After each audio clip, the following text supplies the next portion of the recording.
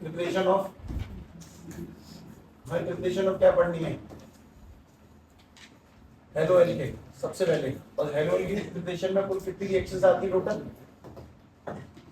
उसके अंदर टोटल कितने पार्ट आते हैं निकल के, 4। पहला फ्रॉम एल्केन से, दूसरा फ्रॉम एल्कीन से, तीसरा फ्रॉम एल्कोहल से, और चौथा हाइड्रोजन एक्सचेंज मेथड है ना। ऐसे करके याद करनी है दिमाग में, मेरे स्क्रीन में छपी आती है दिमाग के अंदर, दिमाग में स्क्रीन चल रही है तो बहुत बात की स्क्रीन है, बुद्धि में तो बहुत हाई क्वालिटी की स्क्रीन है, डिस्प्ले में साफ साफ लिखा है कौन सा कंपाउंड कहाँ पे है। तो उस तरीके से हाँ भाई, तो बिल्कुल सिस्टमेटिक लगाते हैं जैसे अपन लोगों ने पढ़ा वैसे करके। सबसे पहले हम लोगों ने क्या पढ़ा, फ्रॉम एल्केन। तो तुम लोगों को बस कुछ नहीं, मेरे साथ कॉन्फिडेंशियली जवाबों को रखते चलना अपने आप ही, तो सारी बातें समझ में आएंगी कि अच्छा मैं अगर 2-3 बार लिख सकता हूँ, तुम 2-3 बार क्यों नहीं लिख सकते। तो हम एल्केन में सबसे पहली बात एल्केन का फॉर्मूला बोलेंगे एक बार, दैट इज CH3 मैंने कोई भी एग्जांपल लिया, किससे किसकी करवाएंगे, Cl2 की या फिर Br2 की, और किसकी प्रेजेंस में होती वाली रिएक्शन, यूपीएस की प्रेजेंस में अल्ट्रावॉयलेट में, तो अपने पास बन जाएगा CH3 CH2Cl, और बाहर क्या निकल जाएगा इसमें से HCl। इसमें होने वाला मैकेनिज्म क्या कहलाता है, फ्री रेडिकल मैकेनिज्म। इसके अंदर लिखी हुई प्रोसेस है ना, उसका नाम फ्री रेडिकल मैकेनिज्म होता है, ठीक है। उसके बाद में अगली काम की चीज, इसमें तो बी पॉइंट है, दैट इज फ्रॉम एल्कीन लिखा होगा अगला, ठीक। फ्रॉम एल्कीन से होने वाली रिएक्शन कौन सी थी, उस एल्कीन में 2 रिएक्शन पढ़ी थी अपन लोगों ने। एक तो पढ़ा है नॉर्मल वाला जिसको बोलते हैं मार्कोवनिकोव रूल, और दूसरा कौन सा पढ़ा है, एंटी मार्कोवनिकोव, है ना। तो पूरा लिखा हुआ कल से लेके अब तक का सारा सिस्टम ध्यान से सफाई के साथ प्रॉपर तरीके से। तो अपने पास में ये अगर CH3CH डबल बॉन्ड CH2 है, मैं इसकी रिएक्शन किससे करवाता हूँ, HCl से। नॉर्मली करवाएंगे तो बॉन्ड टूटेगा, पॉजिटिव पर डिग्री ज्यादा होगी, और इसमें काम की बात है कि रीअरेंजमेंट की संभावना बन जाए तो रीअरेंजमेंट हो सकता है। अपन लोग Cl कहाँ पे लगाएंगे, इस वाले कार्बन पे, H कहाँ पे लगाएंगे, इस वाले कार्बन पे, तो बन जाएगा CH3 CH2, ऊपर आ जाएगा Cl, और यहाँ पे क्या आ जाएगा CH3। अच्छा भाई, इसके अंदर तुम लोग कौन सा नियम पढ़ते हो, उसका नाम क्या है, मार्कोव-निकोव रूल। और मार्कोव-निकोव रूल क्या कहता है, मार्कोव-निकोव रूल, इस रूल के अकॉर्डिंग हाइड्रोजन वहां जहां पर ज्यादा हाइड्रोजन और हेलोजन वहां जहां पे कम हाइड्रोजन होंगे, इस नियम के अकॉर्डिंग कही गई एक सिंपल सी बात, ठीक है। इसमें अगले काम की ध्यान से सुने, अगली काम की चीज, अगर इसी कहानी को अपन लोग इस वाले केस में ले आए, that is CH3 CH double bond CH2, और मैं इसकी रिएक्शन करवाता हूँ किसकी प्रेजेंस में, पेरोक्साइड की प्रेजेंस में। तो अपने पास में पेरोक्साइड का कोई भी फॉर्मूला, सबसे अच्छा फॉर्मूला कौन सा उसका, H2O2, एक आसान फॉर्मूला।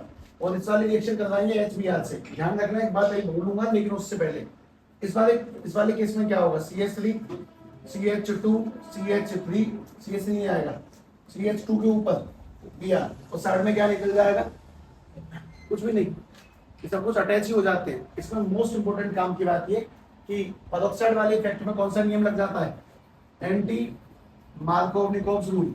ऐसा अपन लोगों ने कल तक देखा, मैं बस उसी को रिपीट कर रहा हूँ जानबूझ के, वो सब कुछ सफाइयां लगानी है इसके अंदर। एंटी मार्कोव-निकोव रूल की कुछ और भी नाम है, एक तो कौन सा नाम है, पेरोक्साइड इफेक्ट, और एक और नाम है इसका, दैट इज खलास इफेक्ट, खलास इफेक्ट, ठीक है। इसमें मोस्ट इंपोर्टेंट स्टेटमेंट ये भी ध्यान रखें कि पेरोक्साइड इफेक्ट, ये जो पेरोक्साइड वाली रिएक्शन है वो ओनली HBr के साथ ही होती है, यहाँ पर कभी भी HCl नहीं लगाएंगे, हमने कल लगाया था एक बार, लेकिन ये पेरोक्साइड हमेशा HBr के साथ ही होगा, ये HCl के साथ प्रोसीड कभी नहीं करता, ठीक है। तो peroxide effect only in the present, only with peroxide, only with HBr ही लेना है, ऐसा ध्यान रखें, और किसी के साथ में रिएक्शन काम नहीं करेगी। मतलब पहला वाला एल्केन, दूसरे वाले में कौन सा है, मार्कोव-निकोव रूल, और तीसरे वाले में कौन सा है, एंटी मार्कोव-निकोव रूल। मतलब जब मुझे Br या फिर Cl बीच में जोड़ना है तो Mr लगेगा, और अगर मुझे किनारे पे जोड़ना है तो AMr लगेगा, एंटी मार्कोव-निकोव रूल। उसके बाद में तीसरा पॉइंट कौन सा तुम्हारा, तीसरा पॉइंट, मतलब ऐसे डिवीजन करना होता है, सारी बातें ऐसे, मैं तुम्हें इसलिए दिखा रहा हूँ तो समझ में आए कि डिवीजन में पूरा नहीं उतारना होता, एक एक बात लिख दी, सारी कहानी देख ली। अगला कौन सा हमारे पास में, फ्रॉम एल्कोहल, और एल्कोहल में तुम लोगों ने पढ़ी है 4 रिएक्शन, चारों रिएक्शनों के बाद में एक करके कहानी सुने। सबसे पहली काम की चीज की एल्कोहल की रिएक्शन तुम लोग किस किस से करवाओगे, पहले एक बार शॉर्ट में लिखवा लो, उसका थोड़ा लेंथी कर लेंगे इसको। एक लिखा है इसमें PCl5, एक लिखा है इसके अंदर PCl3 और एक लिखा है इसके अंदर SOCl2। हाँ भाई रिएक्शन बताएंगे पहली बात तो SOCl2 से करवाएंगे, सब में करवाएंगे तो एक काम की कॉमन चीज, इसमें RCl बनेगा ही बनेगा, सब में हेलोजन लगना ही लगना और इसे Cl की वैलिड है। अच्छा जिसमें 5 है उसकी रिएक्शन थोड़ी सी खुल के आएगी, थोड़ी बड़ी सी आएगी, और जिसमें 3 है उसकी रिएक्शन थोड़ी सी छोटी आएगी। तो 5 वाले का यहाँ पे क्या बनता है वो चेक कर लो पीछे से पहले। तो POCl3 प्लस में HCl और इसमें क्या बन जाएगा H3PO3। इसमें क्या बनता है SO2 और प्लस में क्या निकलता है HCl। इस मेथड का एक और नाम है डाल्टन्स मेथड। तो तुम्हें ऐसे करके रिवाइज करना है सभी को, इस बात को ध्यान समझ लें। अपन लोगों ने एक छोड़ रखा है, इसमें किससे करवाएंगे रिएक्शन बताओ।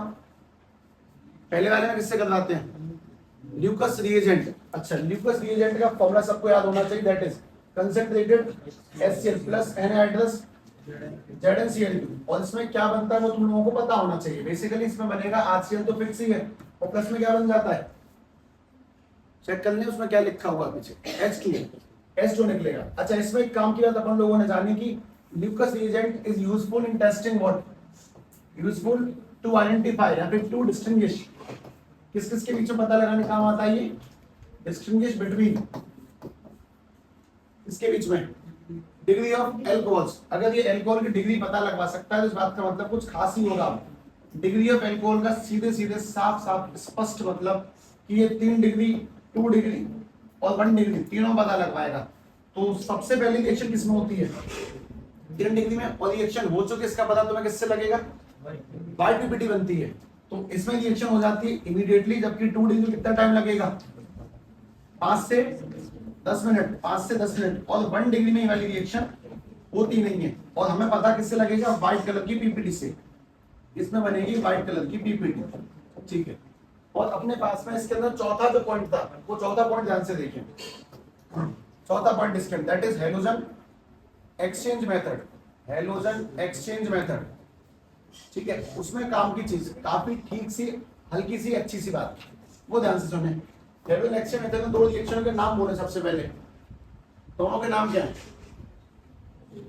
एक का नाम है फिंकलस्टेन और दूसरे का नाम क्या है फिंकलस्टेन और रिएक्शन, और अगली का नाम है स्वार्ट्ज रिएक्शन। अच्छा दोनों के काम बोले, पहली वाली किसमें काम आती है क्या बनाने में, स्पेशली फॉर क्या जोड़ने के लिए, ये वाली किसमें काम आती है आयोडीन जोड़ने के लिए, और ये वाली किसके काम में आती है फ्लोरीन जोड़ने के लिए, ये वाली फ्लोरीन जोड़ने के लिए, ठीक है। इसके अंदर अपन लोग हैलोजन एक्सचेंज करेंगे तो हमें सबसे पहले क्या चाहिए खुद से CH3 CH2 Cl। इसकी रिएक्शन किससे करवानी है NaI से, NaI, ठीक है NaI से। जब रिएक्शन करवाएंगे तो हमारे पास में क्या बनेगा CH3 CH2I और प्लस में क्या निकल जाएगा NaCl। और इस वाले केस में रिएक्शन अपन लोग लगाते हैं तो ये वाली रिएक्शन AgF से, ठीक है CH3 CH2Cl रिएक्शन करवाई जाएगी AgF, या फिर और भी लिखे हुए पर AgF काफी आसान है। सबसे पहला है KgF, AgF साउंड अच्छी मैच करती है, तो अगर उससे रिएक्शन करवाएंगे तो बन जाएगा CH3 CH2 और क्या बन जाएगा इसकी जगह पर F क्लोराइड।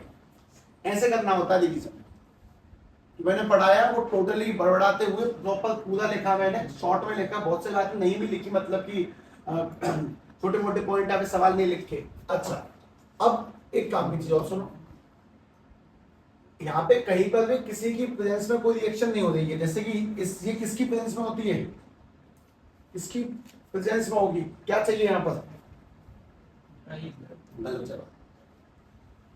जगह सही नहीं होता, तुम्हारा पहला उससे पड़ेगा 1% से 99% हर जगह सही होगा, पर जिस जगह तुम फंसोगे उस जगह ड्राई ईथर नहीं आएगा, ठीक है। इसकी रिएक्शन होती है इस जगह पे एसीटोन से। अब एसीटोन क्या चीज है, दैट इज प्रोपेनॉन।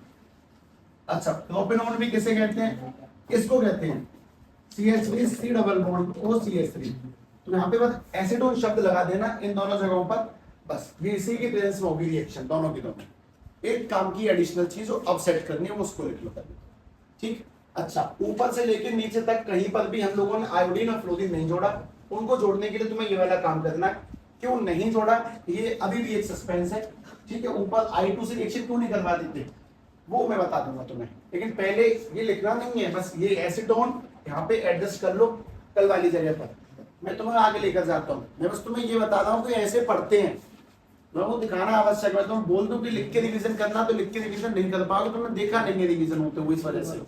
तो ऐसे करके सारी बातें 4 के 4 पॉइंट लगाए, चारों चीजों में जो जो है वो सब कुछ लिखा, ठीक है। और वो सफाई से लिखा जाता है, जैसे ऊबड़ खाबड़ काट के नहीं लिखते, सब लिखा जाता है, 5-10 मिनट का खेल होता है, ठीक है। अब सभी लोग जाए वेब पर और मुझे बताएं कि प्रिपरेशन के बाद में अगला पॉइंट क्या लिखा हुआ, बता दें मुझसे। प्रिपरेशन में 4 पॉइंट हो चुके हैं, अगला पॉइंट खोलें, फिजिकल प्रॉपर्टीज, ठीक है। सुने, डाल दे टॉपिक का नाम, दूसरा पॉइंट फिजिकल प्रॉपर्टीज।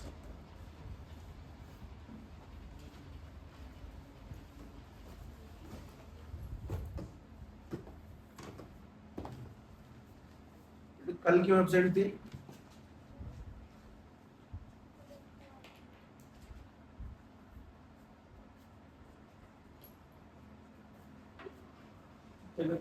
तो ठीक है, चल कोई बात नहीं,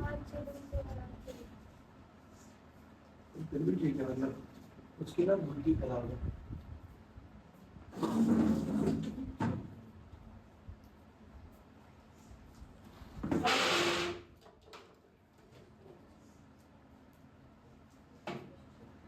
हाँ भाई सुने ध्यान से, फिजिकल प्रॉपर्टी में 2 काम की बात है,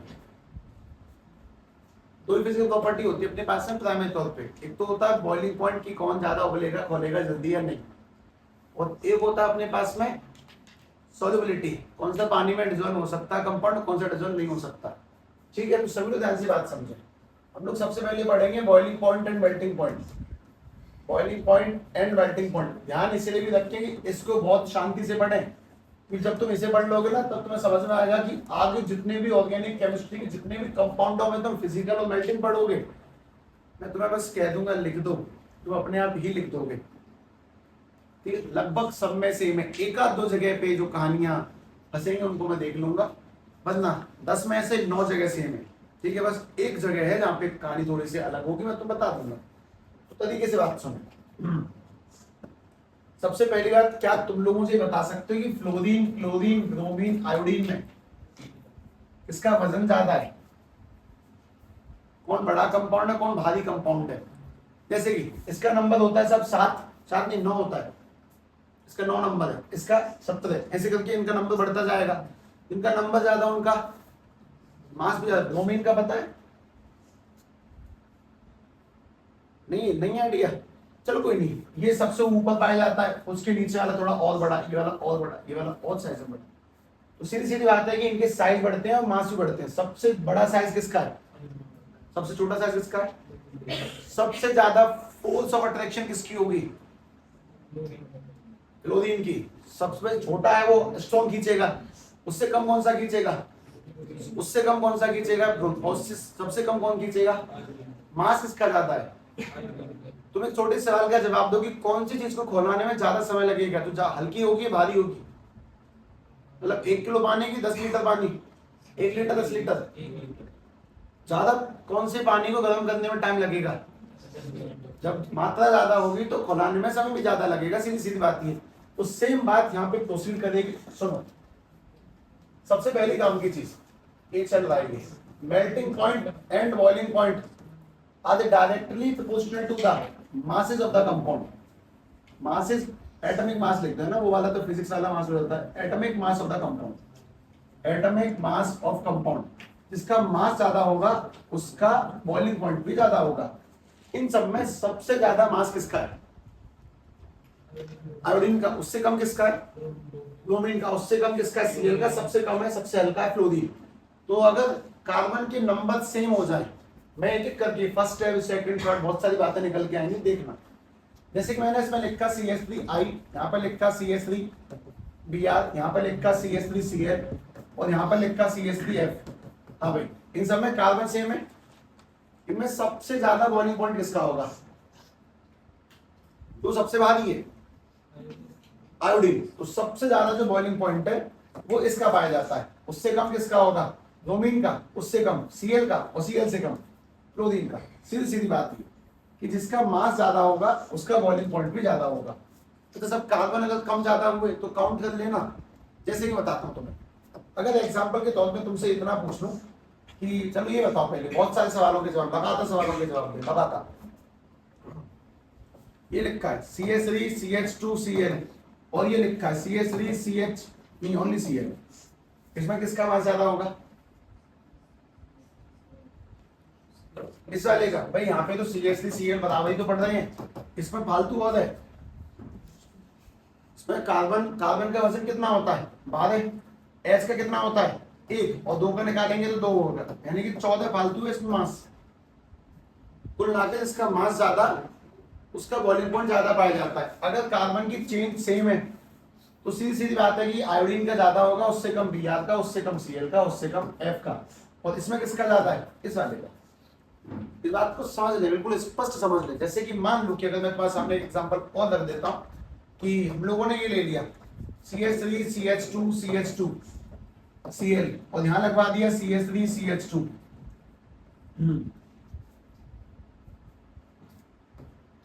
आयोडीन। अब बताओ इसका मेल्टिंग पॉइंट ज्यादा होगा? आयोडीन काफी भारी होता है, मतलब काउंटिंग 70 80 तक पहुंच जाएगा, कार्बन मिला के 14 तक पहुंचाएगा मुश्किल से। तो ज्यादा भारी कौन है?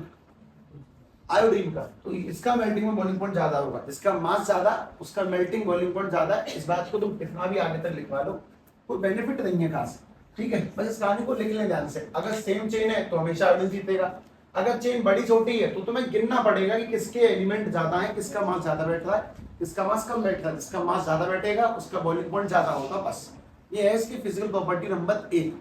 इसमें और भी कहानी आती है, वो भी सुने ध्यान से।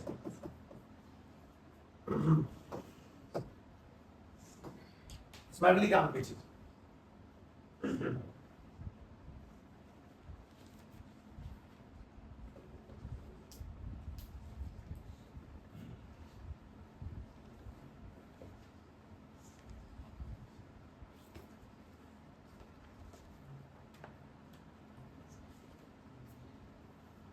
देखो ये है CH3 CH2 CH3। इसका नाम क्या है? 3 कार्बन की चेन है तो प्रोपेन। अच्छा, अगर मैं बताता हूं कि इसमें से CH3 CH2 और CH2 Cl लगा दिया, मतलब एक हटा दिया और एक बना दिया, तो ये इसी से मिलके बना है। यहां से H हट के Cl लगा है, तो इसको बोलते हैं अपन लोग सिंपल एल्केन, और इसको हम लोग क्या बोलते हैं? Halo alkane. अब ये वाली जो हेलो एल्केन है वो इससे मिलके बनी है, तो इस हेलो एल्केन को बोला जाता है कि साहब ये इसका बेटा है,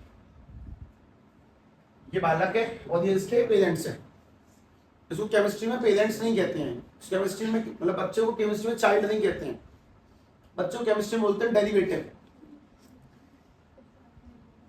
मतलब ये इसका डेरिवेटिव है, मतलब अपने पास में ये वाला जो कंपाउंड है, it is the derivative of propane. ये प्रोपेन का डेरिवेटिव है, मतलब कि ये प्रोपेन से बना है। अब बात है कि डेरिवेटिव का वजन मतलब मेल्टिंग पॉइंट ज्यादा होगा कि असली वाले का ज्यादा होगा, ये बताओ। मास काउंट करें, डेरिवेटिव का ज्यादा होगा या फिर असली वाले का ज्यादा होगा? काउंट कर लो। इसमें एक H गया, हल्का सा टुकड़ा, और बाहर से Cl जोड़ दिया हम लोगों ने, तो मास किसमें ज्यादा होगा? इनमें। मतलब derivatives have more melting boiling point as compare to the original chain of the carbon. तो डेरिवेटिव्स हैं उनका ज्यादा होता है, ओरिजिनल का कम होता है, सीधी सीधी बात ये। इसमें अगली काम की क्वेश्चन है, देखो इसमें अगली तीसरी काम की बात है कि मेल्टिंग बॉइलिंग पॉइंट इज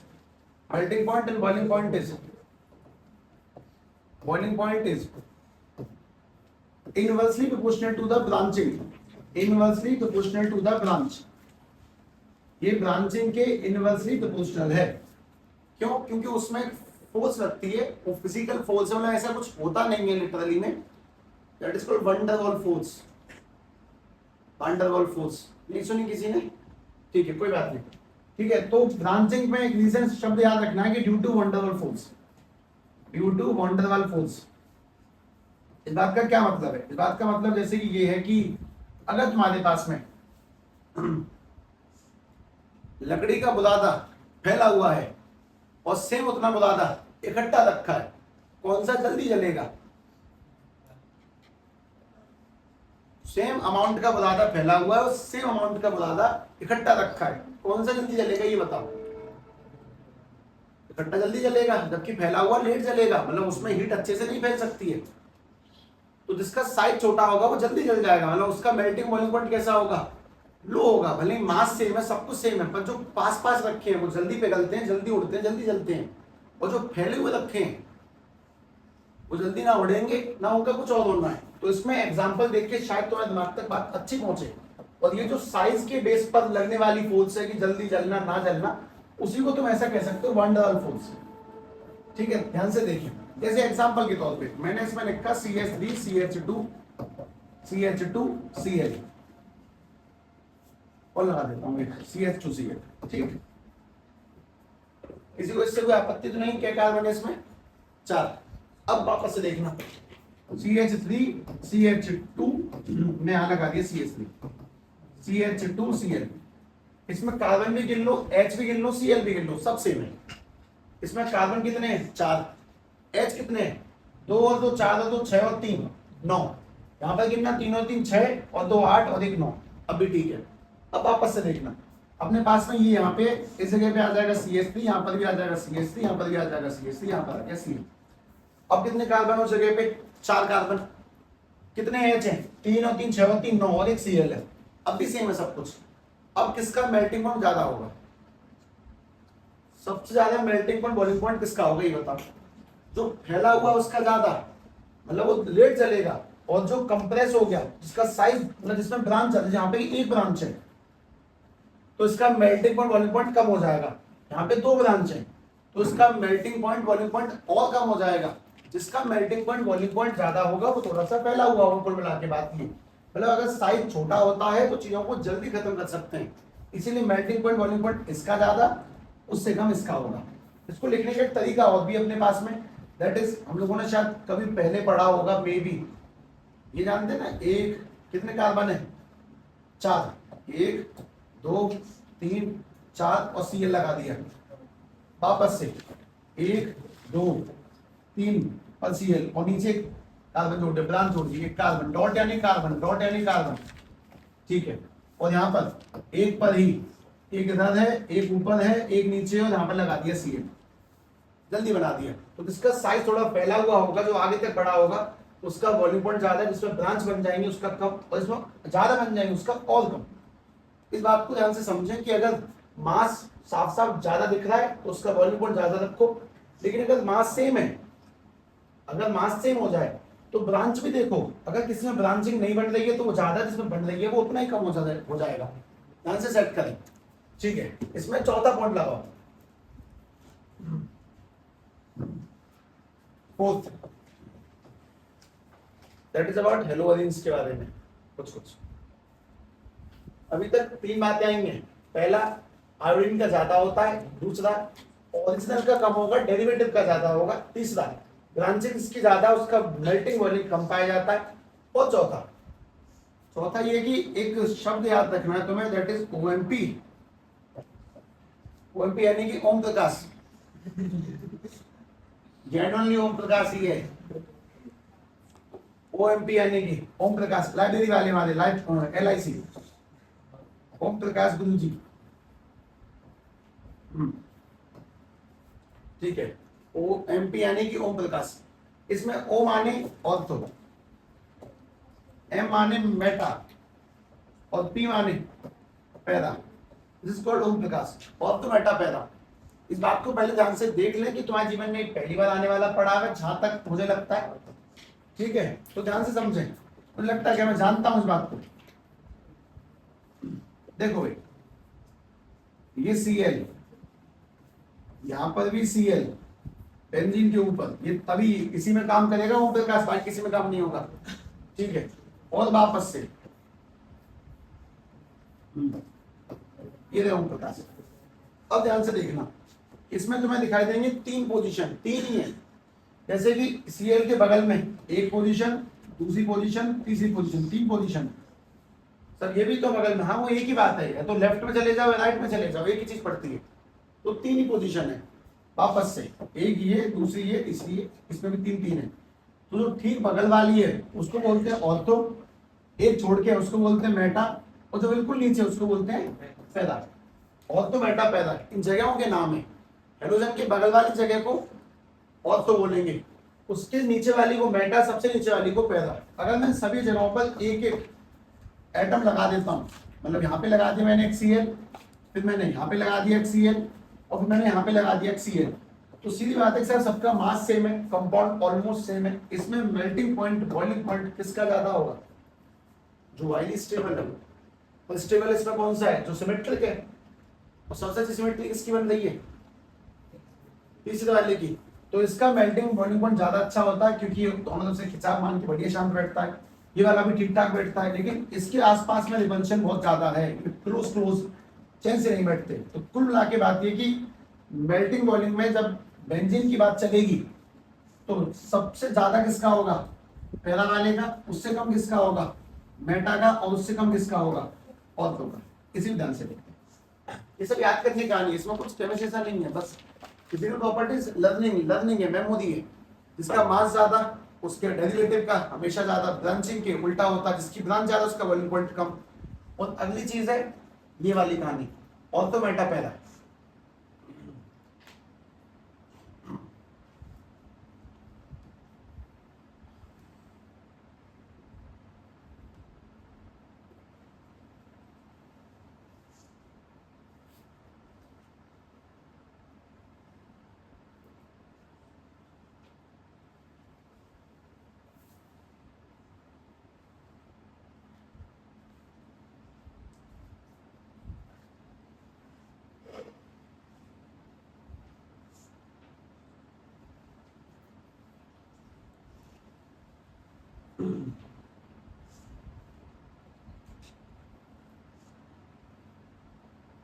क्या विषय पेपर हो गया? आज ही था क्या? तो कब है? आज खत्म हो गया तुम्हारे? आज किसका था? कल किसका था?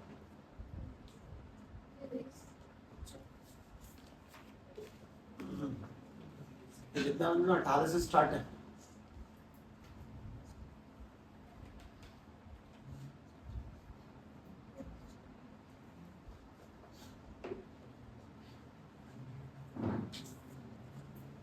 ठीक है भाई, सब सेट। दिमाग में याद रखें, नॉलेज की चीजें याद करने की बातें हैं, ठीक है? इनसे परेशान मत करो खुद को। अब इसमें आता है बी पॉइंट, पहला है बॉइलिंग पॉइंट और मेल्टिंग पॉइंट। वैसे इसमें डेंसिटी भी एक चीज आती है, पर डेंसिटी की आवश्यकता नहीं पड़ेगी तुम्हें बताना,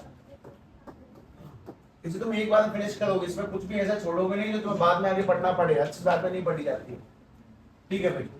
अगली बात है सॉल्युबिलिटी, ठीक है? सुन, ऐसे कोई भी हेलो एल्केन पानी में सॉल्युबल होती है कि नहीं होती, बस ये सवाल है। अब होती है तो क्यों होती है, और नहीं है तो क्यों नहीं होती, तुम्हें जवाब देना पड़ेगा, तुक्का नहीं मार सकते। ध्यान से बात समझ लें पहले तो। जैसे कि अपने पास में ये एक बीकर बनाने की नीड नहीं है, इसको पानी सुने, और इसमें पानी के मॉलिक्यूल्स पाए जाते हैं, दैट इज H2O।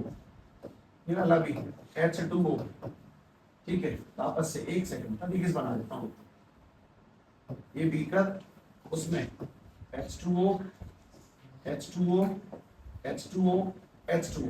ये तुम्हें H2 दिख रहा है? नहीं दिख रहा तो ध्यान से देख लो, बाई चांस नहीं भी दिख रहा, भाई नहीं दिखता अक्सर। तो ये वाला O है, यहाँ पर 2 H है, H2O, H2O, O और H2O। तुम ये बताओ कि सॉल्युबिलिटी का क्या मतलब समझते हो? मतलब क्या उस चीज का? जैसे कि चीनी को पानी में घोलते हैं तो चीनी कहाँ चली जाती है? ऐसे तुमने कभी पढ़ा हो बाय द चांस, गलती से किसी क्लास में नेकर साइंस आ गई है तुम पे, तो चीनी को पानी में घोलते हैं तो कहाँ चली जाती है चीनी? इंटर मॉलिक्यूलर स्पेसेस, मतलब पानी के मॉलिक्यूल स्पेस होते हैं चली जाती है, तो उसी को अपन लोग बोलते हैं सॉल्युबिलिटी। मतलब कि हमारे जो चीनी के पार्टिकल्स हैं वो इसके अंदर आ जाते हैं, इनके स्पेसिस में आ जाते हैं, सीधी सीधी बात की है। अब वो कैसे आ जाते हैं वो सुनो। वो पानी की अट्रैक्शन फोर्स, मतलब पानी होता है पोलर कुछ ऐसा, मतलब आयंस होते हैं उसमें, मतलब केमिस्ट्री ज्यादा मतलब से ऊपर से पढ़ो कि पानी के मॉलिक्यूल्स के अट्रैक्शन फोर्स तोड़ के उसके अंदर सेट हो जाते हैं। बात ये, पानी के मॉलिक्यूल्स की अट्रैक्शन फोर्स तोड़नी होती है और उसमें इंसर्ट होना होता है। जो अट्रैक्शन फोर्स तोड़ के उसमें चले जाते हैं वो डिसॉल्व हो जाते हैं। लेकिन पानी के मॉलिक्यूल्स में अपने बीच में स्पेस होता है, जो उस पानी की ताकत को तोड़ के उसमें चले जाते हैं उसको बोलते हैं सॉल्युबल होना। लेकिन अगर मैं तुमसे कहता हूं कि अपने पास में लिखा CH3Cl, तो मतलब Cl ना हाईली कैसा इलेक्ट्रोनेगेटिव है, मतलब बहुत ज्यादा ताकत है इलेक्ट्रॉन खींचने की। तो ये जो Cl है ये इस कार्बन को स्ट्रांगली पकड़ के रखता है, स्ट्रांगली पकड़ के रखेगा, स्ट्रॉन्ग अट्रैक्शन होता है, ठीक है, स्ट्रॉन्ग अट्रैक्शन। और ये स्ट्रॉन्ग अट्रैक्शन होने की वजह से इसकी खुद की इच्छा ही नहीं होती कि कभी हमारे मॉलिक्यूल्स के बीच की ताकत टूटे और पानी को डिसॉल्व होने दे। मतलब इसके बीच में अपने आप में इतना अट्रैक्शन फोर्स है कि पानी में इतनी कैपेसिटी नहीं है कि इनको तोड़े और इनको अपने अंदर मिलाए। सीधी सीधी बात ये, हाइड्रोजन आर सो इलेक्ट्रोनेगेटिव कि पानी की जो ताकत है वो इनको ब्रेक करके अपने अंदर डिसॉल्व नहीं करवा पाती, ये अट्रैक्ट स्ट्रांगली होते हैं। कुल मिला के बात ये, तो इसी बात को ध्यान से इसके अंदर लिखना है तुम्हें कि halo alkanes are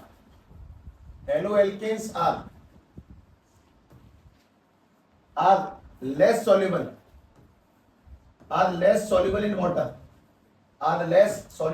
in water due to, किस कारण से, स्ट्रॉन्ग अट्रैक्शन लिख दो, वैसे तो वर्ड पोलर है करेक्ट, लेकिन लिख दो ऐसे करके, due to strong polar attraction of halogen लिख दो, पोलर अट्रैक्शन ऑफ हेलोजन, ठीक है। हेलोजन का ज्यादा स्ट्रॉन्ग अट्रैक्शन होने की वजह से पानी के मॉलिक्यूल्स उसको तोड़ ताड़ के उसके अंदर वो कैपेसिटी बना ही नहीं पाते कि हमारे अंदर आकर डिसॉल्व हो जाए। सबसे पहली काम की चीज। अच्छा, दूसरी काम की चीज और बताएंगे ध्यान से। छोटी चीजें जल्दी घुलेंगी या बड़ी चीजें, उसे भी एग्जांपल मन में हिसाब लगा के बताओ। ये तो ऐसी बातें हैं जो अपने पास आती हैं। छोटी चीजें जल्दी घुलेंगी या बड़ी चीजें? छोटी चीजें, मतलब जैसे कि छोटी चीनी के दाने और बड़ी बड़ी मिश्री, पत्थर से आते हैं, नॉन जैसे आते हैं ना, क्रिस्टल फॉर्म में आते हैं। कौन जल्दी घुलेंगे? वो आते हैं प्रसाद में मिश्री वाले, बड़े बड़े इरेगुलर शेप के। हाँ, कौन से जल्दी घुलेंगे? दादी, नानी, दादी, ये सब आज भी मतलब पानी में चीनी घोलने को क्या कहती हैं? शरबत कहती हैं या कुछ और कहती है? शिकंजी विकंजी कहती है, शरबत कहती है किसी की? नहीं,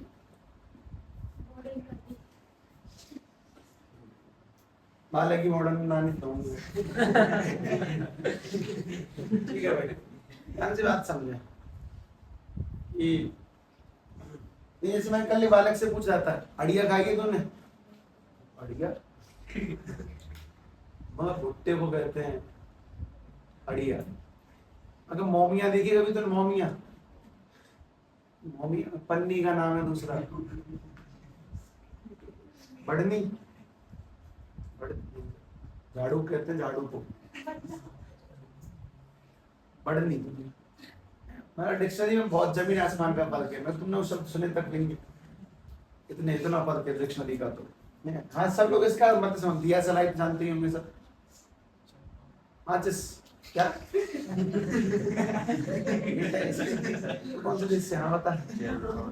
जलपान तो सब जानते हैं, दिया सलाइट जानते हैं, माचिस ये भी नहीं जानते?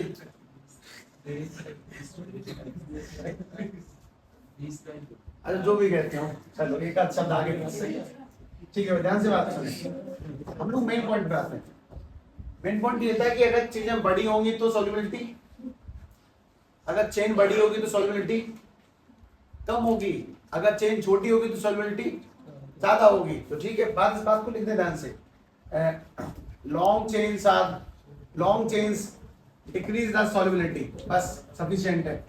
Long chain decrease the solubility, decrease the solubility.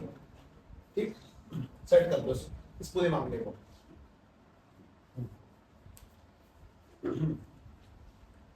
Long chain, जितनी बड़ी चेन होंगी उनका सॉल्युबल होना पानी में और मुश्किल हो जाएगा, छोटी होंगी अच्छे रिजॉल्व हो जाएंगी।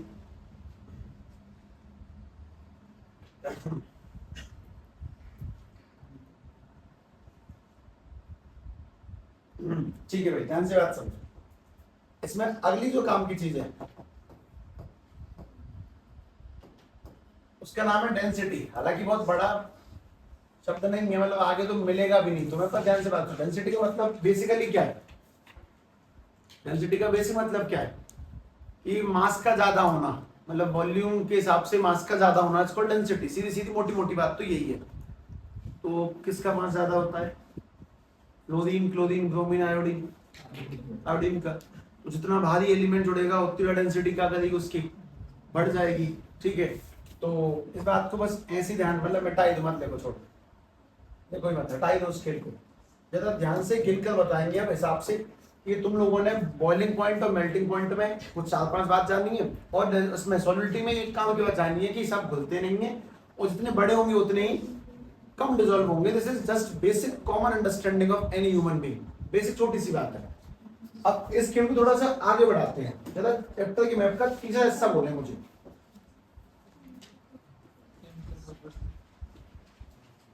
केमिकल प्रॉपर्टीज ऑफ, इसकी chemical properties of halo alkanes. Halo alkanes की केमिकल प्रॉपर्टीज है, और ये वाकई में एक काफी ठीक ठाक सा अच्छा खासा सा पॉइंट है।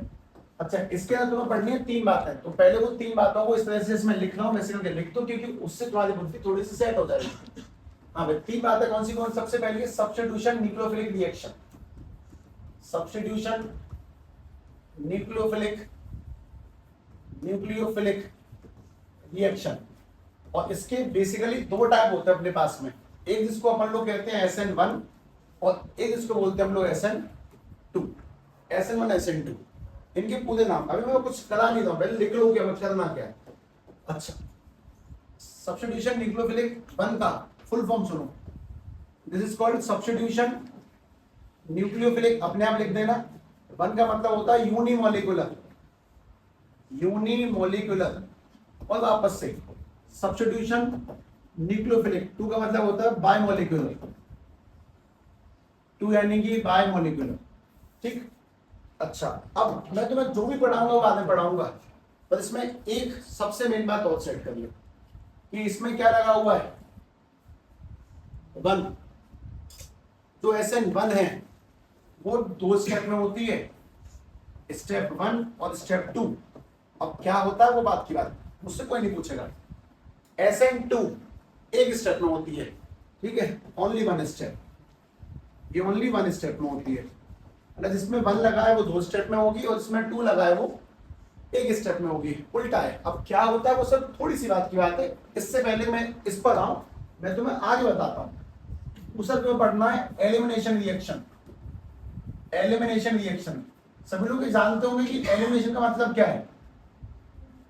एलिमिनेट करना यानी कि निकाल देना, बाहर निकाल के रख देना चीजों को, that is called elimination reaction. और हम क्या एलिमिनेट करने वाले हैं, दैट इज डीहाइड्रोहेलोजिनेशन। इसका दूसरा नाम डीहाइड्रोहेलोजिनेशन। मुझे नाम याद कैसे, इतने लंबे कहां से मैं बता दूंगा तुम्हें, उसका रीजन कुछ नहीं है, मुझे याद नहीं है, मुझे बातें समझ में आती है तो अपने बना देता हूं ऑन द स्पॉट। डीहाइड्रोहेलोजिनेशन, इसमें 2 काम की बात है। डी माने हटाना, हाइड्रोजन और हेलोजन, हाइड्रोजन और हेलोजन, ठीक है, इन 2 चीजों को हटाना इज कॉल्ड एलिमिनेशन रिएक्शन। कैसे हटेंगे वो सब बात की बात वापस से। और अगली बात है reaction with metals. Reaction with metals, हमें ये 3 बातें पढ़नी है। तो अपन लोग रिएक्शन मेटल में पढ़ेंगे 4 रिएक्शन। हम सबसे पहले रिएक्शन विद मेटल ही पढ़ेंगे, हम ना SN1 पढ़ना ना SN2, उल्टा पढ़ेंगे। पहले ये फिर ये फिर ये, सब उल्टा ही लिख देते ना, ऑर्डर यही है वाकई में। तुम किताबों का या कभी भी कहीं से भी जब देखोगे ऑर्डर, तो ऑर्डर यही है, और पढ़ेंगे उल्टा जानबूझ के। पहले रिएक्शन विद मेटल पढ़ेंगे, फिर ये वाला पढ़ना है, और फिर इसमें बहुत टाइम जाता है। हालांकि बहुत बड़ा खेल नहीं है, और ठीक ठाक सिखानी है, मतलब हुआ ज्यादा बना रखा चीजों का। देखें, खुद को इस बात में ज्यादा डालना कि हम टॉपिकों को किस लहजे में बता देंगे, ऊबड़ खाबड़ नहीं रखना। अपन लोग सबसे पहले स्टार्ट करेंगे C, reaction with metals. Reaction with metals, पहले तुम्हें एक चीज बनानी है, तुम्हें ये बनाना है कि ऑर्गेनिक केमिस्ट्री के प्रति तुम्हारी अप्रोच होनी चाहिए अच्छी खासी। ठीक है, सुन, ये किसकी केमिकल प्रॉपर्टी पढ़ रही हो? केमिकल प्रॉपर्टी का मतलब क्या होता है? जैसे फिजिकल प्रॉपर्टी का मतलब होता है बॉइलिंग पॉइंट, मेल्टिंग पॉइंट और सॉल्युबिलिटी। केमिकल प्रॉपर्टी का मतलब क्या, मतलब बता, मतलब जानता है इसका? केमिकल प्रॉपर्टी का मतलब है रिएक्शन। प्रॉपर्टी कुछ नहीं है, कोई प्रॉपर्टी नहीं पढ़ोगे कि इसमें ये वाले गुण पाए जाते हैं, गाड़ी 10 की स्पीड से भागती है, 20 की स्पीड, ऐसा कुछ नहीं, कोई गुण नहीं है। हवा का प्रेशर इतना अच्छा होता है। रिएक्शन पढ़ना ही केमिकल प्रॉपर्टी कहलाता है। अब तुम ये बताओ कि तुम किसकी केमिकल प्रॉपर्टी पढ़ रही हो? तो तुम्हें चाहिए सबसे पहले हेलोएल्केन। अब बना नहीं रहे, अब हेलोएल्केन बनानी नहीं है, अब हेलोएल्केन से क्या करवानी है? रिएक्शन करवानी है। तुम्हें इस बात का अंदाजा हो कि प्रिपरेशन तो उसे कहते हैं जहां पे हम कुछ रखते हैं, रिएक्शन करवाते हैं और हेलोएल्केन बन के आती है। अब उल्टा होगा, अब मैं हेलोएल्केन तुम्हें पहले से दूंगा, उससे रिएक्शन करवा के आनी है। इसमें टोटल अपने पास में 4 रिएक्शन आती है, 4 रिएक्शन लेके। सबसे पहली रिएक्शन है reaction with sodium. Reaction with sodium, दूसरी तो इसमें रिएक्शन है, that is reaction with zinc. उसके बाद में अगला तीसरी है reaction with magnesium. Reaction magnesium, ये चारों बहुत काम के इंसान है, बहुत ज्यादा काम के। ठीक है, और जो 5वीं है that is reaction with lithium. Reaction with lithium, ये 4 रिएक्शन पढ़ता हूं इसके अंदर। ये बहुत सिंपल बात होंगी, अभी ध्यान से देखना, सारी कहानी सेट हो जाएगी। अच्छा, इसमें एक बात और लिख लें तरीके से। रिएक्शन विद सोडियम का एक अलग नाम है उसका वुड्स रिएक्शन। ठीक है, लिखे इसमें कॉपर नहीं लिखा मैंने, उल्ट मत क्या। जिंक यानी कि फ्रैंकलिन रिएक्शन। इससे जब रिएक्शन करवाएंगे तो इसमें कंपाउंड बनेगा, उस कंपाउंड का नाम होता है ग्रिग्नार्ड्स रिएजेंट। ऐसा मान लो कि सबसे काम का रिएजेंट होगा जो तुम्हारा आगे इस्तेमाल होगा। इस रिएक्शन का नाम नहीं है, इस रिएक्शन में बनने वाले एक कंपाउंड का नाम है। और यहाँ पे फिर कोई नीड नहीं है, हर चीज का नाम थोड़ी देंगे, ठीक है? तो बहुत छोटी चीज है। अब तुम्हें काफी अच्छा लगेगा इसको देखकर कि मैं तुम्हारे सामने क्या बनाने वाला हूँ। देखो, पहले सभी लोग मुझे कोई भी हेलोएल्केन बोलो, नाम बोलो, नाम। HNA, CH3, CH2, नाम क्लोरोब्यूटेन। 4 का 3 का क्लोरोप्रोपेन लिखो। CH3, CH2Cl chloropropane. ये हेलोएल्केन है, रिएक्शन कर रहा हूं, बना नहीं रहा हूं। हेलोएल्केन लिखेंगे पहले से। इसकी रिएक्शन किससे करवानी है? सोडियम, यानी कि प्लस के 2 Na, 2 लेने हैं। जब भी तुम इसकी रिएक्शन सोडियम से करवाओगे तब तुम्हारा काम कभी एक कंपाउंड से नहीं चलेगा, तुम्हें चाहिए 2 कंपाउंड। और जो 2 कंपाउंड अपन लोग लगाएंगे तो ऐसा ही लगा दो, ठीक उल्टा, Cl, CH2, CH2, CH3। और इसमें बनाना है जो, उसको ध्यान से देख लें। इसको बनाते टाइम पे सभी लोग इस बात को ध्यान रखें कि यहां से NaCl हटा दे भाई, 2 Na या 2 Cl हटा दो, और जो बचे हुए कंपाउंड है उनको जोड़ दो। तो कंपाउंड को जोड़ेंगे तो बन जाएगा CH3। कितनी बार CH2 लिखना है मुझे? 4 बार। और उसके बाद किनारे पे लगाना है CH3, यानी कि CH2, CH2, CH2, वापस से CH2 और फिर लगाना CH3, और क्या निकल जाएगा? NaCl, वो भी 2 के साथ। अब मैं तो बताता हूं कि मैंने क्या किया। मैं रुक जाता हूं इस जगह पे थोड़ी देर के लिए। देखो, हम किससे रिएक्शन करवाने वाले हैं? हेलो एल्केन से। मैंने हेलो एल्केन से रिएक्शन करवा के उसको किस में कन्वर्ट कर दिया, नॉर्मली ये एल्केन में। हमने इससे पहले उल्टा काम किया था, हमने पहले एल्केन को किस में कन्वर्ट किया था, हेलो एल्केन में। और हम अब वापस रिवर्स कर रहे हैं, अब हम हेलो एल्केन को कन्वर्ट कर रहे हैं किसमें, एल्केन के अंदर। इसमें जो सबसे काम की घटना घटे तो ये वाली, इसमें कितने कार्बन की चेन थी, 3, और हमने उसको कर दिया डबल, कितने की, 6। अगर मैं तुम्हें कोई सवाल दे दूं जिसमें तुम्हें कार्बन की चेन डबल करनी है, तुम किसका इस्तेमाल करोगे, वुड्स रिएक्शन का।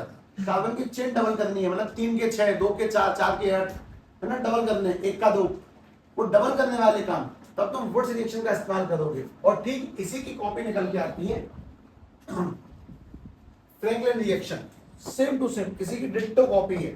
क्या अगर मैं लिख देता हूं CH3 CH2 Cl, इसकी रिएक्शन जिंक से, और वापस से Cl CH2 CH3, ये 2 बार लिखने ही लिखने अपने आप ही। तो जब इसकी रिएक्शन इससे करवाएंगे तो कुल मिला के कहानी यहां से खत्म होगी, और ये अपने आप में कंपाउंड को सेट कर लेगा। बना देते हैं CH3 CH2 CH2 CH3, और निकल के आ जाएगा ZnCl। अच्छा, इसमें सबसे काम की चीज, ये सारी की सारी reaction in the presence of dry ether. हाँ, तो तुम्हें पता नहीं हो तब तुम्हें ड्राईथर ही बोलना। इस सारी की सारी reaction in the presence of dry ether ही होंगी, ठीक है, चारों की चारों। ड्राई ईथर सब क्या होता है, ड्राई ईथर 8 लेटरों से बना हुआ एक नाम है, तो अपनी एरो के ऊपर लिखना। इस बढ़िया कुछ जवाब और दूंगी।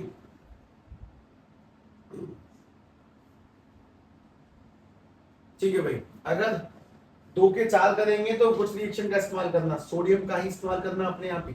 अच्छा, लोगों ने इसको अपनी बुकों के अंदर ऐसे नहीं लिख रखा, किताब थोड़ी सी होशियार है ऐसा उसको लगता है, तो उसने कुछ और बनाया इसका।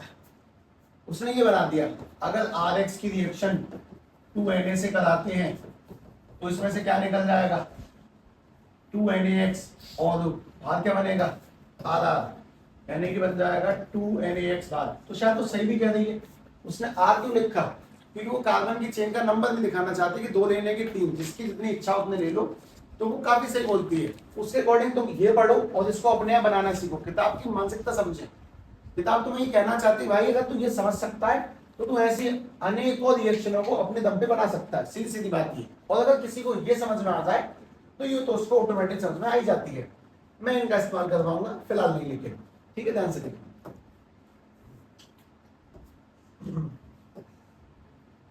अगली काम की चीज, मैग्नीशियम से, ये तो बकवास है ज्यादा। Mg से पहली बात हमें यहां पे क्या रखना है,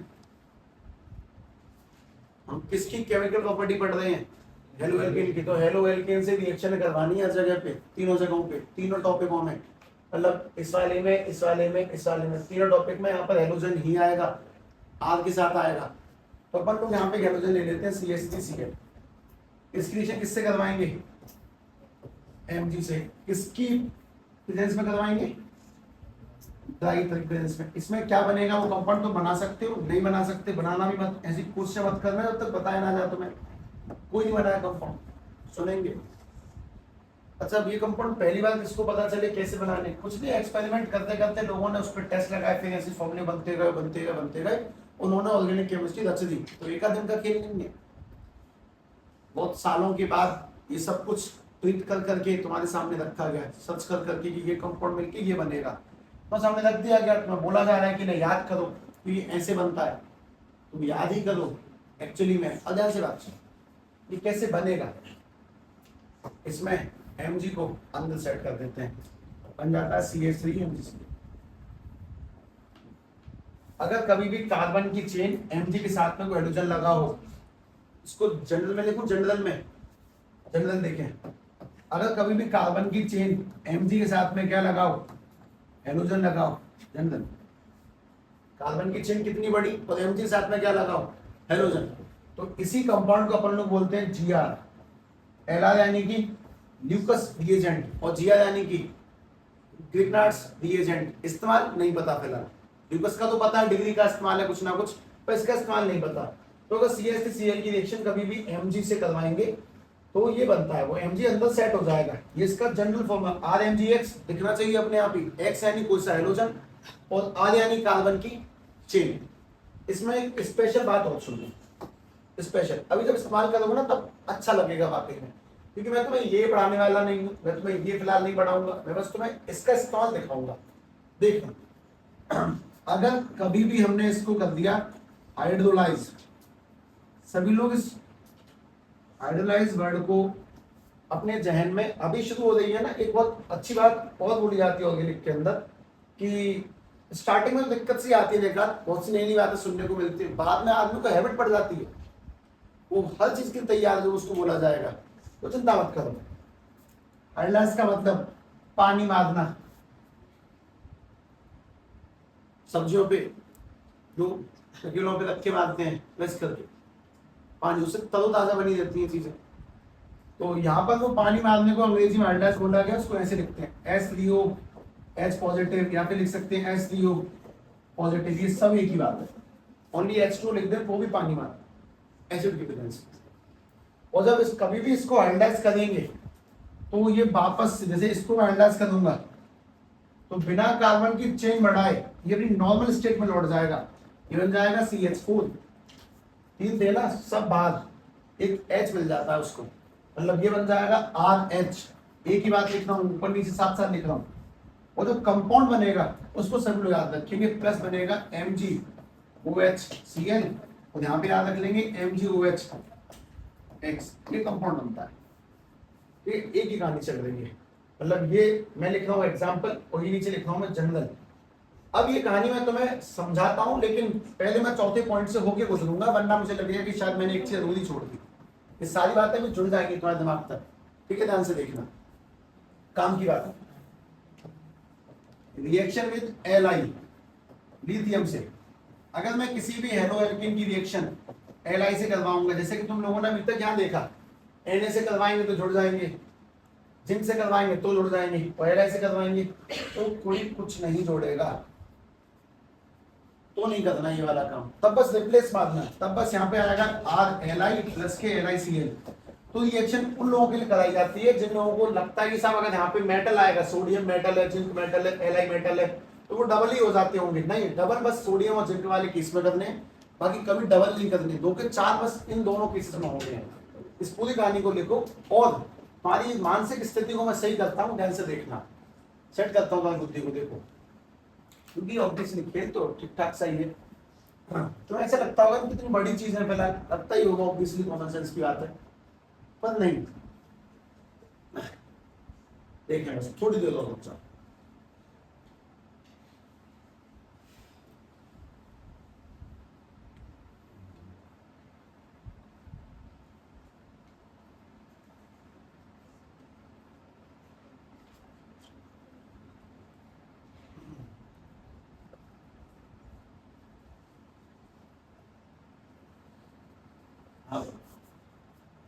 ये लिख दिया ना सबने, अब सभी लोग सही मैदान में आओ।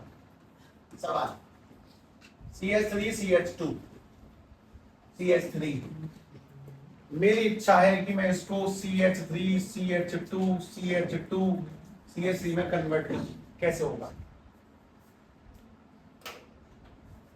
2 के 4 कैसे होंगे? ये एल्केन है कि एल्कीन है? ये एल्केन है ना, तो कैसे होंगे? सबसे पहले इसकी रिएक्शन एल्केन वाले केस में किससे करवाते हैं? Cl2 से। उसमें क्या बन जाएगा? CH3 CH2 Cl। अब 2 के 4 कैसे होंगे? अब इसकी किससे करवानी है? वुड्स रिएक्शन, नाम होने सीधे वुड्स, ऐसे नहीं सोडियम से करवाएंगे, वुड्स रिएक्शन, यानी कि अब इसकी से करवाएंगे, 2 एरे लेंगे और यहाँ पे लगा देंगे Cl CH2 CH3, और जब रिएक्शन करवाते हैं तो क्या बाहर निकल जाएगा इसमें से? NaCl, और ये दोनों जुड़ जाएंगे, बन जाएगा 2NaCl। अच्छा, 2 के 4 करने का तरीका, हाँ बिल्कुल। लेकिन दूसरी बात सुनना, हमारे पास में दिमाग कुछ क्या चला, हिसाब में CH3 CH double bond CH2, इसको 3 के 6 करना चाहता हूं, 3 के 6 CH3 CH2 CH2 4 बार और फिर CH3। अब बताओ कैसे करेंगे? 3 के 6 करने हैं।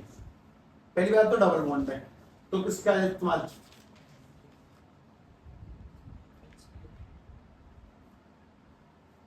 हाँ HCl का लगाएंगे।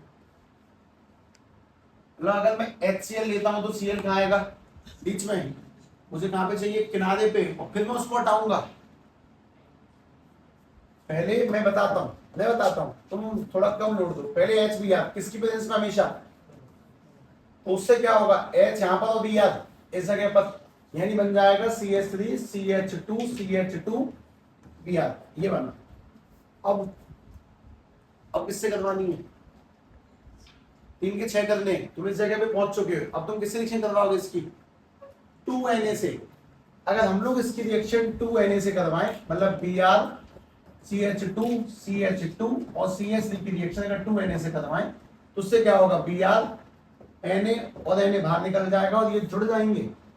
ठीक है, ड्राई ईथर तो बात की बात है, ये जुड़ जाएंगे, यानी कि CH3। कितनी बार CH2 लगाना मुझे? 4 बार। तो ऐसे लिख देते हैं CH2 का होल 4 CH3, और क्या बन जाएगा? NaBr। थोड़ा दिमाग दौड़ाने के लिए 19-20 दौड़ा हल्का फुल्का कि मैंने एल्केन को पहले हेलो बनाना है, उसके बाद में उसके 2 के 4 हो सकते हैं। लेकिन अगर प्रश्न ऐसा हो जाए कि साहब मेरे पास में CH3 CH2 Br है और मैं तो बस इसको चुपचाप CH3 CH3 में ही कन्वर्ट करना चाहता हूं, मेरी इच्छा नहीं है इसको डबल करने की, मेरी इच्छा तो मात्र इसको तो हाइड्रोजन देने की है, मतलब एक हाइड्रोजन देने की।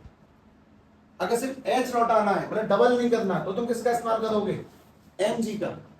अगर Mg का इस्तेमाल करेंगे, वो भी किसकी प्रेजेंस में? Try ether. तो पहले तो Mg इसमें इंसर्ट होगा, यानी बनेगा CH3 CH2 MgBr, और इसको क्या करवाएंगे? हाइड्रोलाइज। इतना लिख दो, H3O पॉजिटिव लिख दो, उससे ये हट जाता है, उसको अपना H मिल जाएगा, यानी ये बनेगा, प्लस में क्या निकल जाएगा? MgOH Br। ये सारी रिएक्शन मेरा दिमाग नहीं लिख रहा है, हाथ लिख रहे हैं, ये मसल मेमोरी है, तो कुछ भी दिमाग से नहीं सोच रहा हूं मैं। मतलब तुम मुझे कंपाउंड दोगे, मैं 2000 लिखते चला जाऊंगा, सिर्फ अगर H जोड़ना है तो ये वाला काम करा। अब इसी में अच्छा प्रश्न, अगर कोई व्यक्ति मुझसे ये पूछे कि साहब CH3 CH2 है, ठीक, और अगर यहाँ पे लगा हुआ है CH3 ही है, तब मेरी इस बार अच्छा है कि CH3 CH2 डबल तो नहीं करवाना है, मैं डबल ऊपर दिया मैंने पहले, मुझे एक बढ़ाना है। एक तुमने पढ़ाई नहीं, तुमने तो बढ़ा भी सकता हूँ, एक कैसे बढ़ाऊंगा? मतलब बात समझो, 2 बढ़ाने का हिसाब, कुछ नहीं बढ़ाना, बस H लौटाने का हिसाब, और सिर्फ 1 बढ़ाना है, 5 बढ़ाने, अलग अलग बढ़ाने हैं, तो उसका हिसाब कैसे होगा? सिंपल, पहले इस पे कुछ जुड़वाएं। ये एल्केन है ना, अगर ये एल्कीन होता तो मार्कोव से एंटी में जाते। एल्कीन है तो सिंपल, हमने रिएक्शन करवाया Cl2 से, इसकी प्रेजेंस में क्यूबिल हाइड्रेज में, इसमें क्या बन जाएगा? CH3 CH2 Cl। अब तुम इसमें क्या जोड़ना चाहते हो? एक CH3, तो अपनी बुद्धि से स्वयं लिखेंगे। हमने लगाया थी 2Na, वहां पे लगा दिया Cl CH3 एक क्यों लगाया? क्योंकि मुझे पता है कि मैं यहां से NaCl को बाहर निकाल दूंगा और बचे तीनों कंपाउंड जोड़ दूंगा, यानी कि CH3 CH2 CH3, और प्लस में क्या निकल के आ जाएगा? 2NaCl। ये काम मैं तेजी से कैसे कर पा रहा हूं? मुझे प्रिपरेशन से लेकर केमिकल प्रॉपर्टीज तक सब याद है, कब Cl जोड़ना, कब डबल करना है। डबल करना है तो सेम लेने हैं, डबल नहीं करना है तो एक बड़ा एक छोटा ले लो। अगर कुछ नहीं करना है, सिर्फ H ही लौटाना है, तो Mg का इस्तेमाल होगा। तो Mg बहुत काम का किरदार है तुम्हारा, बहुत ज्यादा काम का किरदार है Mg। ठीक है, इसीलिए मैं तुमसे कह रहा हूँ कि रिवाइज करें। मेरे पास हमने लिखा ना स्मूथली एक बार में चीजें, इनको भले ही मत लिखो, नहीं तो मैं तुम्हें करवा दूंगा। इनको लिखने की नीड नहीं है, तुम्हें ऐसा नहीं लगना चाहिए कि सब कुछ लिख ही लेंगे तभी जाके होशियार बनेंगे, नहीं। बस जो बोला है वो याद करें, मैं 4 रिएक्शन बोली है उन्हें याद करें। ये सारे कन्वर्जन मैं तुम्हें कल करवाता हूँ, बस जानबूझ के एलिमेंट्री आइडिया दिया। ठीक है, चलो कल करेंगे।